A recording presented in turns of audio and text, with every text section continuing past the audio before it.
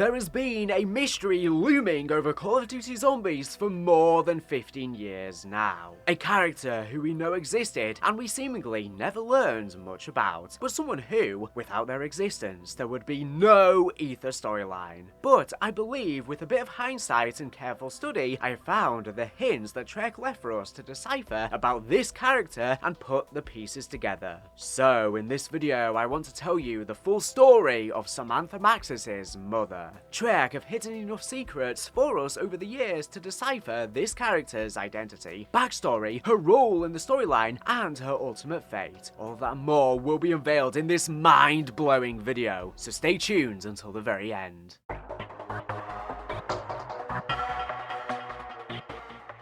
Let's begin the same place my initial research for this video did. I was taking a look at some of the developer documentation for Black Ops 3 in the hopes of finding some new cut content to discuss for the channel, reading through some of the Zombies Chronicles documentation. And when I did, I had a quick look at the KINO to TOTEN Easter egg compendium, mostly out of curiosity how they would have documented the rocket ship Easter egg, as the community didn't know it existed at the time. In looking for that, though, I stopped scrolling when I noticed the wall chalk section calling out the Samantha, EMILIA, ABIGAIL wall writing. This has always been something in Zombies history that stuck with me. All of the wall writings mean something, especially in this era of early zombie storyline. Whether they hinted at big lore reveals later, like Return Through Aether on Der Riese, or just gave you an idea of map progression like Ascend from Darkness in Nagda on TOTEN, encouraging you to go upstairs, and eventually to the moon. They had some purpose. So what exactly was Samantha, EMILIA, ABIGAIL trying to say?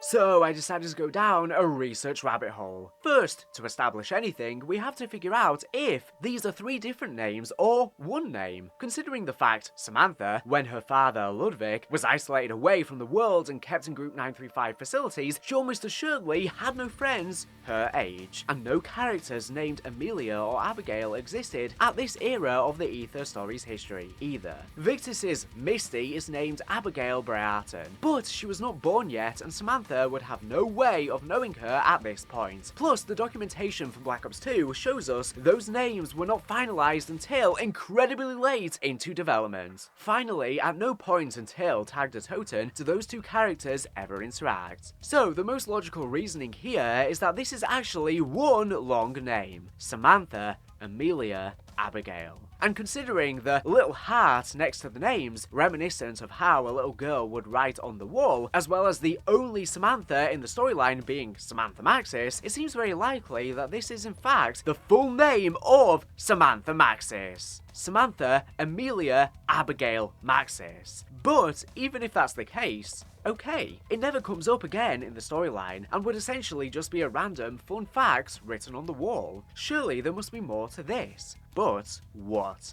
That's the big question. The most unique factor to me is the idea that Samantha has two middle names. It's not entirely unheard of for people to have them. It's just oddly unique enough that the decision to do so must have been driven by some kind of purpose. But what could Treyarch be trying to tell us by showing us Samantha had two middle names? Through my research into naming conventions during that time period, I discovered that having two middle names would have been quite unusual in Germany around World War II. Most children received a single given name, sometimes with one middle name tied to family or religious traditions. But adding a second one stood out as something less common under the typical Germanic naming norms enforced back then. This detail likely serves as a subtle clue from Treyarch about Samantha's background, particularly hinting at her mother's side of the family. I found records and historical accounts showing that Nazi-era regulations scrutinized names heavily, pushing for ones that aligned with pure Germanic ideals while discouraging anything seen as foreign or overly elaborate. All of that in quotation marks, of course, Jesus. A name with two middle names, like EMILIA and ABIGAIL, would have drawn attention in that environment, suggesting the influence of a mother who brought in cultural elements from outside traditional German practices. For instance, my digging revealed that multiple middle names appeared more frequently in regions like France, Southern Europe, or even among families with Jewish or Slavic ties, where honoring several ancestors or saints through names was a bit more standard. In Samantha's case, since her father, Ludwig Maxis, is established as German and deeply embedded in Group 935's operations, with the Nazi Party of course, the choice to give her those extra names probably stems from her unknown mother's heritage. This could imply the mother came from a different cultural background, blending her traditions into the naming decision despite the risks in wartime Germany. Trek including this full name on the wall, complete with the heart doodle, feels deliberate, as if to quietly point players towards questioning who Samantha's mother really was and what non-German roots she might have contributed to the Maxis family line. To try and find more information, I dug into each specific name through additional research on their origins and cultural ties. Samantha stood out as already established in the storyline from prior events, serving as her primary given name without much mystery there. EMILIA, based on what I uncovered in historical name databases and etymology sources, shows up commonly across many European cultures, including Germany, Italian, Spanish, and Polish roots, often linked to ancient Roman family names. This makes it a fitting choice, likely drawn from her father Ludwig Maxis' German side, blending seamlessly with the era's norms. Abigail, however, carries stronger associations with Anglo-Saxon traditions or, more prominently, Jewish heritage, pulling from Hebrew biblical origins meaning something like father's joy. My research into naming practices reveals that in 1934, when Samantha was born, a name like Abigail as a second middle name would have clashed with the rising push for purely Germanic names in Germany, especially as anti-Semitic policies began ramping up. The second middle name appears to come from her mother's standout influence, heavily implying the mother was a Jewish woman bold enough to incorporate her cultural traditions despite the growing pressures against non-conforming names at the time. If this is what the name was intending to tell us, this can drastically shift our understanding of the story of Samantha's mother, why she wasn't around, Maxis' motivations for selling out Group 935, Maxis' later feelings about Sophia, and some real-life history of World War II. Through my research into both the game's lore and documented history, I pieced together a plausible narrative for who Samantha's mother might have been and why she vanished from the story so early on. I believe this was likely a subplot Trek were building to early on, but was abandoned in the shift of the story as it stepped away from the Nazis altogether in Black Ops 2, moving into Black Ops 3, although it was a little bit in there, but more alternative history stuff.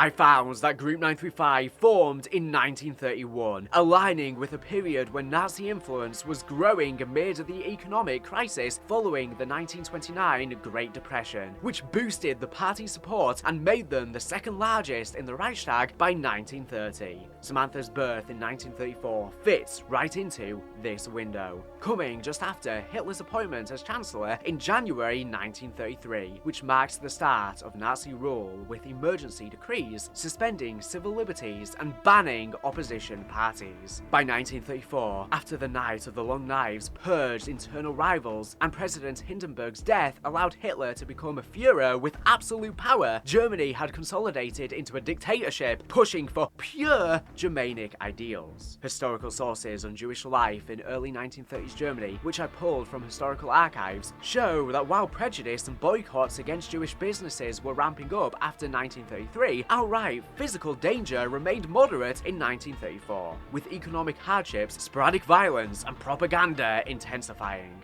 But emigration still possible for some. This environment would have motivated Samantha's mother, as a proud, practicing Jewish woman, to incorporate a name like Abigail, rooted in Hebrew traditions, into her daughter's identity as a quiet form of defiance against the emerging cultural norms, especially since social judgment existed, but in most cases no immediate life-threatening risks forced complete hiding just yet. By December 1939, when Ludwig Maxis and Group 935 aligned with the Nazis, according to the storyline radios and intel, the situation had shifted dramatically. After the infamous Nuremberg laws in 1935 stripped Jews of citizenship, banned intermarriages, and defined Jewishness racially, leading to moderate to high danger with humiliation and rising assaults, the persecution escalated further. In 1938, events like Kristallnacht involved synagogue burnings, murders, and mass arrests of 30,000 Jewish peoples, marking high danger with state-sponsored violence, making public life threatening.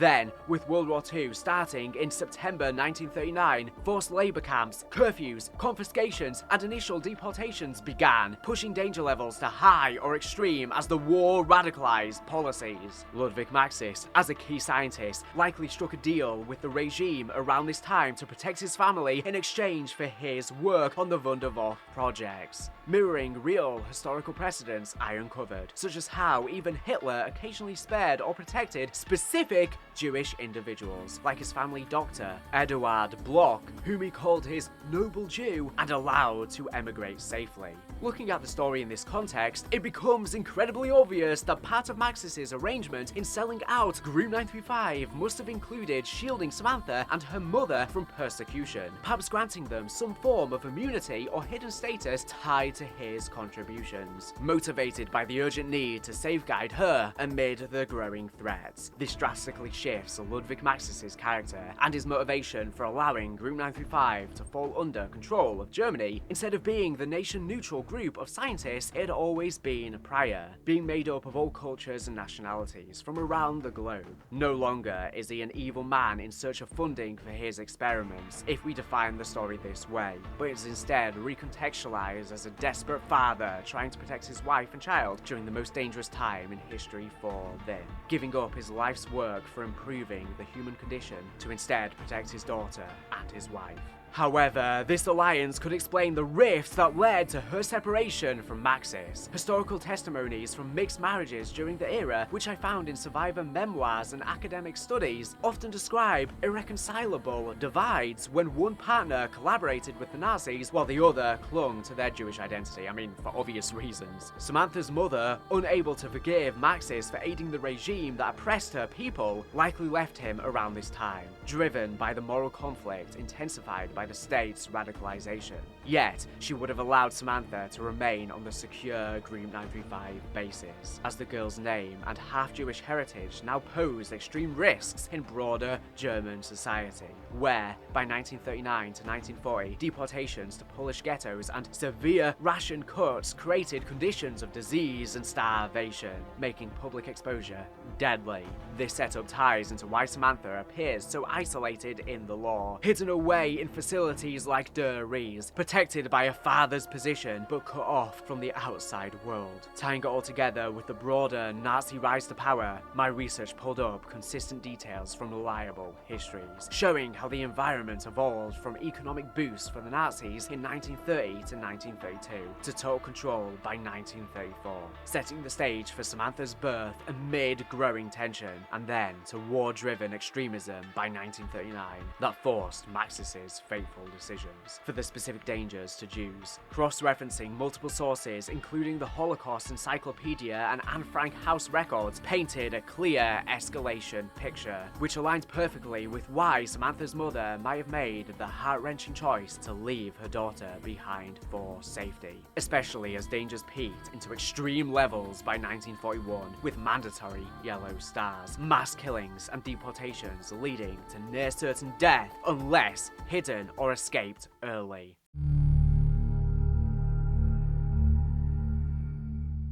This would lead us into our only other clue about Samantha's mother in the entire storyline, the small message hidden in the moon loading screen. It's very hard to read, but it says, "Have fun with Papa in Poland. Mummy will miss you, but she has work to do in Dresden." Through my research into the game's lore and historical parallels, this note appears to mark the point when Samantha was sent to live with Maxis at the Der Ries facility, located in what was then German-occupied Poland near Breslau, at an age where she could at least somewhat read and understand it, likely around 5 or 6 years old, based on her 1934 birth. This message being 5 years after her birth would mean it ties directly into the divorce we inferred earlier, stemming from Maxis's collaboration with the Nazis in December 1939. This means this short message was likely the way she and Maxis would explain the divorce to Samantha. Her mother was leaving for work and she was to stay with her father for a while. In reality, her mother was leaving her father for his cooperation with the Nazi party, even if that was in part the only way that he saw he could protect her. Her having only recently divorced Maxis also gives us an explanation as to why he is still hesitant to grow close to Sophia in 1942, even if he does eventually end up caring for her much later in the story. If Samantha's mother had died during childbirth, as many people assumed, she would have been gone for nearly a decade by this point, likely enough time that Maxis would not be so averse to trying to move on. However, if she had only just divorced him a year or so prior, and she was indeed still alive, leaving the potential for the relationship to rekindle if maybe the world got better, Maxis would be much less keen to develop affection for another woman. To guess why Samantha's mother would head to Dresden specifically, I dug into historical records on Jewish life in Germany during 1940, pulling from sources like the Jewish Virtual Library's entry on Dresden, the United States Holocaust Memorial Museum's encyclopedia articles on German Jews during the war, and survivor accounts such as Victor Klemperer's diaries, which detail protected Jewish experiences in the city. In 1940, Dresden still hosted a shrinking but operational Jewish community of around 1,600 by mid-1939, down from over 6,000 in the 1920s due to emigration and arrest. But it offered pockets of relative stability compared to other areas. My findings show that a Jewish woman, like Samantha's mother, retaining some protection from Maxis's bargain even after the divorce, perhaps through her prior mixed marriage status or negotiated exemptions that shielded her from immediate deportation or the Yellow Star Mandate introduced in 1941, might have gone there for family reunification, as Dresden's Jewish Gemeinde, meaning community organization, provided welfare services and a hub for consolidating scattered relatives amid rising deportations to Polish ghettos. Now separated from her Germanic family by losing both Samantha and Ludwig, she would likely seek to return to her own family, trying to find whatever remained of them. Additionally, research from historical timelines and Holocaust survivor testimonies reveals that her work in the notes could also refer to literal community roles, such as administrative or emigration aid through the community, or managing alienized property and assets for economic independence post-separation. Since 1940 saw intensified forced sales and confiscations, but also opportunities for protected individuals like her to handle legal matters in larger cities like Dresden, which had industrial access and regional variations in enforcement. Strategic safety played a role too, as Saxony's policies sometimes allowed fragile privileges for those with connections, exemplified by Klemperer, a protected Jew who remained in Dresden through much of the war. However, deterrence loomed large. Travel required permits amid curfews and restrictions, and the overall focus for many was emigration abroad rather than internal moves. With borders closing and dangers escalating to extreme by 1940 through events like deportations to ghettos and severe ration cuts. The note's euphemistic language, common in historical letters I found in male archives, likely softened the trauma for young Samantha, framing the split as a temporary trip while masking the mother's survival bid in a city where she could leverage community support despite the risks. Samantha's mother, in essence, planned to go to Dresden to use her protected status to either find her family or help others maintain their assets and escape the horrors of Germany at the time.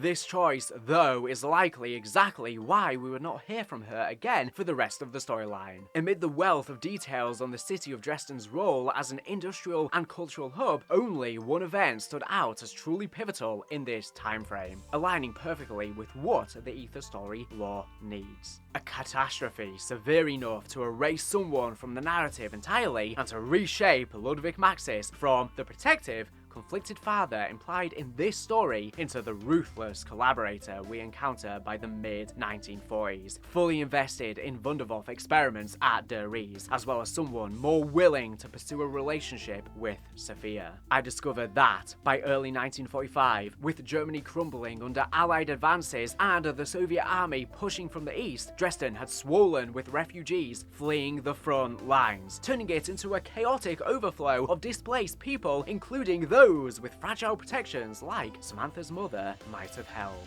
Historical accounts I examined highlighted how the city previously spared major destruction due to its limited military significance, became a target in the Allies' strategic bombing campaign aimed at disrupting transportation and morale in the final push towards victory. The event unfolded over February 13th to 15th, 1945, when British and American forces launched intense air raids, dropping thousands of tons of high explosive and incendiary bombs that ignited a massive firestorm across the city. My findings showed this firebombing created temperatures exceeding 1,000 degrees Celsius, sucking oxygen from the air and causing widespread suffocation in shelters while collapsing buildings, trapped thousands in the rubble. Civilian death tolls, refined through post-war investigations I reviewed, settled around 25,000, amplified by the refugee influx that had ballooned the population to over 1 million. For someone like Samantha's mother, embedded in the Jewish community or handling assets there, survival would have been improbable amid the indiscriminate devastation,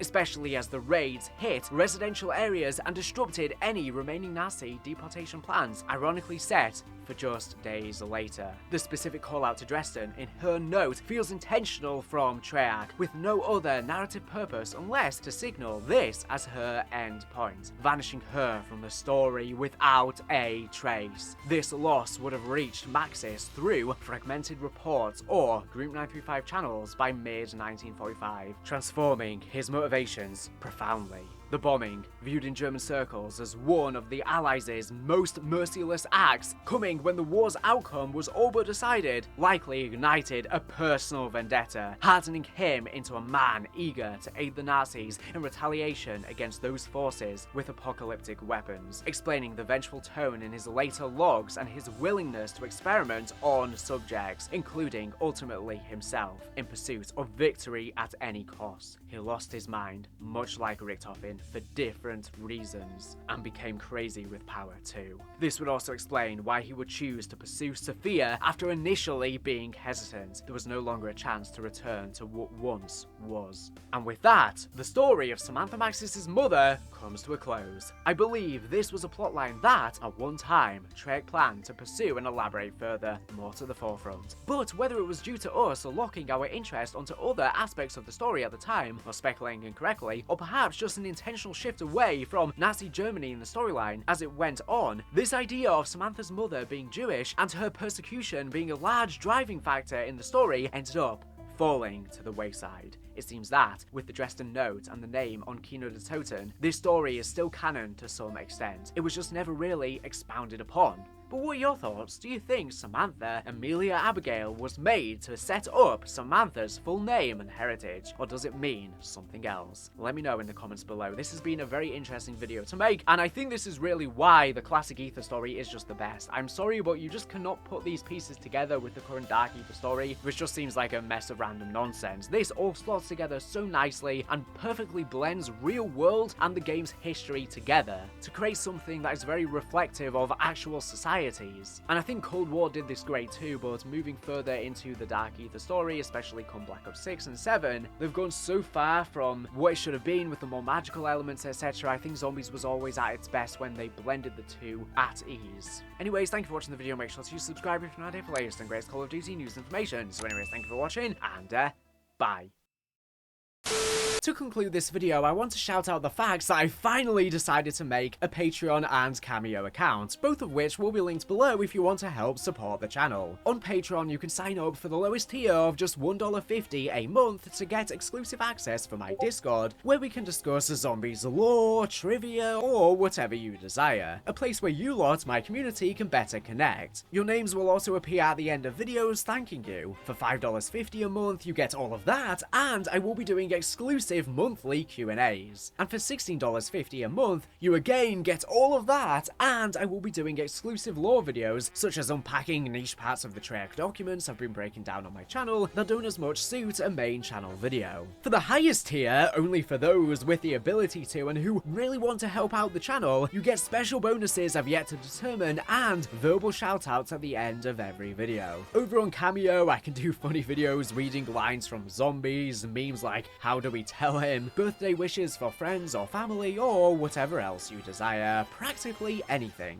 Of course, none of this is necessary, just watching and enjoying the videos helps me immensely and I greatly appreciate it. However, I think it's about time I start setting up additional revenue streams because Zombies' popularity is tumultuous and always goes through ups and downs. As I'm sure you've lately seen on the channel, viewership is down a lot. We go through big highs when new games release, but then during these drought periods, I need more income stability so I don't have to worry as much about it and I can focus more on improving the quality of the content. My highest quality videos are not always the ones that best please YouTube algorithms, so instead, this way I can produce my best work knowing I don't have to think as much about how well the content's going to perform. So if you'd like to support me on Patreon for exclusive content or would like a simple Cameo message, you can do so to further support me via the links below, but only if you can afford it and you actually want to help me. Don't feel like you are forced to, don't worry, I'll survive. It would just help relieve some of the pressure during inconsistent periods on the channel so I don't have to solely rely on AdSense revenue and still maintain the sheer quantity and quality of content that I put out. Obviously I pump out literally a boatload of content and some of these are absolutely crazy projects over hour-long videos, so it's a lot on my plate, especially when these videos don't perform particularly well. And I've not been doing many sponsorships lately to help supplement revenue either, so it would greatly help. Thank you for any generous person once again who does kindly support the channel. It means the absolute world and will really help keep this boat afloat.